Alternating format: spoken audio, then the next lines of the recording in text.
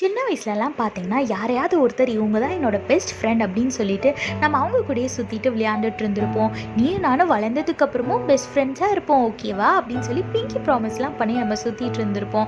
ஆனால் வளர்ந்ததுக்கப்புறமும் அந்த டச் அவங்களோட இருக்கா, அவங்க இன்னும் நம்ம பெஸ்ட் ஃப்ரெண்ட்ஸாக இருக்காங்களான்னு பார்த்தீங்கன்னா கிடையாது. ஒரு சிலர் மேபி இருக்கலாம், ஆனால் எல்லாரும் அப்படி இருக்கிறது கிடையாது. மேபி அவங்க சின்ன வயசுலேயே ஸ்கூல் மாறி போயிருக்கலாம், இல்லை நீங்கள் வீடு மாறி போயிருக்கலாம். அந்த மாதிரி ஏதாவது ஒரு காரணத்தினால அவங்க கிட்ட இருந்து ஒரு டச்சே இல்லாமல் போய் ஒரு சிலருக்குலாம் அப்படி ஒரு பர்சன் நம்ம லைஃப்பில் இருந்தாங்களான்றதே மறந்து போயிடுற அளவுக்கு ஆயிருக்கும். இதே மாதிரி தாங்க நம்மளோட வாழ்க்கையில் நிறைய பேர் நம்மளோட லைஃப்பில் வருவாங்க.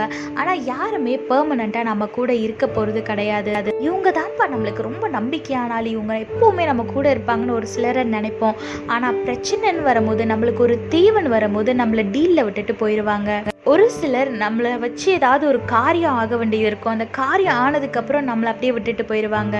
இந்த உலகத்தில் உள்ள எல்லா மனுஷங்களும் அப்படிதாங்க. ஆனால் என்றைக்குமே மாறாத ஒருத்தர் இருக்காரு அப்படின்னா அது ஏசப்பா மட்டும்தான்.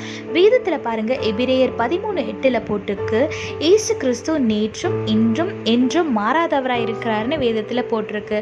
ஆமாங்க, ஏசப்பா உங்களுக்கு இன்னைக்கு ஏதாவது ஒரு வாக்குத்தத்தம் கொடுக்குறாரு அப்படின்னா கொடுத்தது தான்.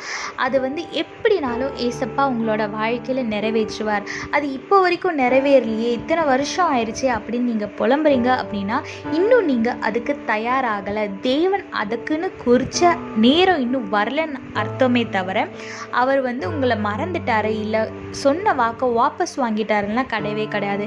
ஏசப்பா சொன்னால் அதை நிச்சயமாக நிறைவேற்றுவார். அதனால காலத்துக்கு ஏற்ற மாதிரி மாறுற மனுஷங்களை நம்புறதை விட்டுட்டு என்றைக்கும் மாறாத ஒரே தேவனை நீங்கள் பற்றி கொள்ளுங்க. அவரோட வார்த்தையை பிடித்து கொள்ளுங்க. டெய்லி அதை கன்ஃபஸ் பண்ணி அவரோட சமூகத்தில் உட்கார்ந்து அவரை ஸ்தோத்தரித்து கொண்டே இருங்க. உங்களோட வாழ்க்கை நிச்சயமா ஆசீர்வாதமா இருக்கும். ஏசப்பா எல்லார விடையும் உங்களை உயர்த்தி வைப்பார். தேவனை மட்டும் பற்றி கொள்ளுங்க, அவரோட வார்த்தையை பிடித்து கொள்ளுங்க, ஆசீர்வாதமான வாழ்க்கையை வாழுங்க. கர்த்தர் உங்களோடு கூட இருந்து உங்களை ஆசீர்வதித்து பாதுகாத்து வழி நடத்துவாராக. ஆமீன். We all had that one friend in our childhood who was very close to us, and we might even have pinky promised with them that even if we grow up we should be best friends. But now you're all grown up.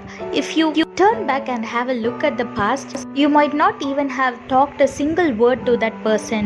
They would have been a very close friend for you in your childhood days, but now they are total opposite. They are like a stranger to you. You don't even talk to them. Likewise, in our life many people will come and go.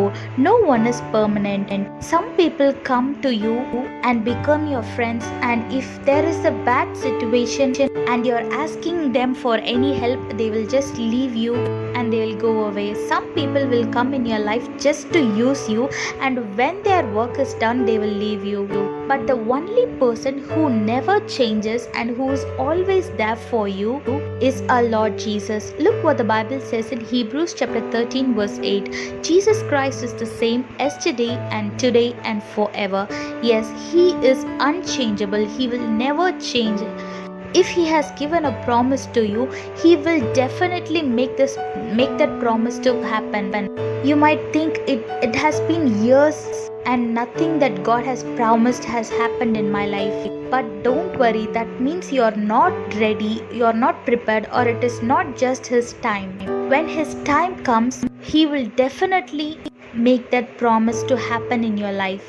So don't worry about anything and stop trusting the people who changes like a season in your life, and start to trust the Lord who never changes. Hold on to him, hold on to his words. He will definitely bless you more than anyone. So trust our Lord, hold on to him, and live a blessed life. God bless you all. Have a blessed day. Amen.